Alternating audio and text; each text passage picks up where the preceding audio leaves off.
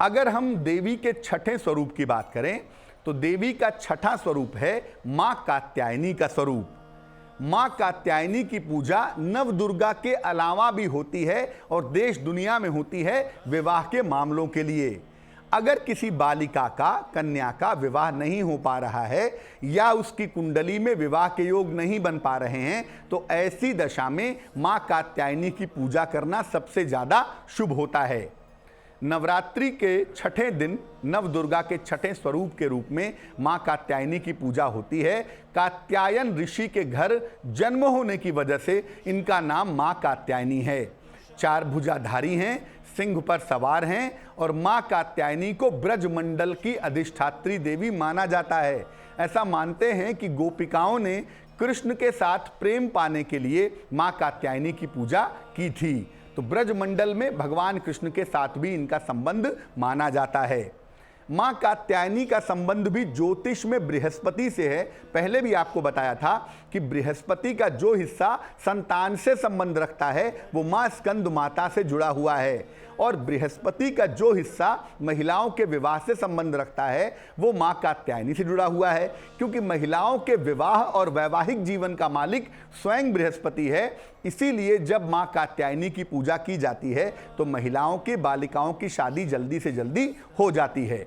इसीलिए जिन बालिकाओं का विवाह नहीं हो पा रहा है वो मां कात्यायनी की पूजा करेंगे और मां कात्यायनी की पूजा करने से उनका विवाह शीघ्र होगा। वैसे तो नवरात्रि में रात्रि की पूजा महत्वपूर्ण होती है, लेकिन मां कात्यायनी की पूजा नवरात्रि के छठवें दिन की जाती है गोधूली वेला में।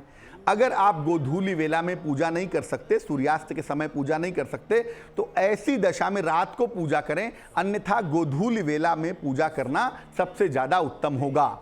पीले वस्त्र पहन करके मां कात्यायनी के सामने बैठें, मां कात्यायनी को पीले फूल अर्पित करें, पीली मिठाई, पीले फल अर्पित करें और मां कात्यायनी का एक विशेष मंत्र है, कात्यायनी महामाये महायोगिन्यधीश्वरी नंद गोप सुतम देवी पति में कुरुते नमः।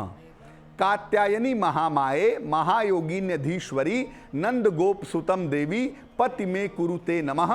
इस मंत्र का अधिक से अधिक अगर गोधूली वेला में मां कात्यायनी के सामने जप किया जाए तो शीघ्र और सुखद विवाह होता है।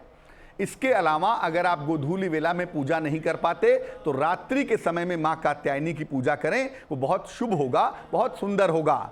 मां कात्यायनी को विशेष रूप से शहद अर्पित किया जाता है और मां कात्यायनी को शहद अर्पित करके अगर इसको प्रसाद के रूप में ग्रहण किया जाए तो उससे तेजस्विता बढ़ती है, व्यक्ति तेजस्वी होता है और व्यक्ति को जीवन में मान सम्मान की प्राप्ति होती है।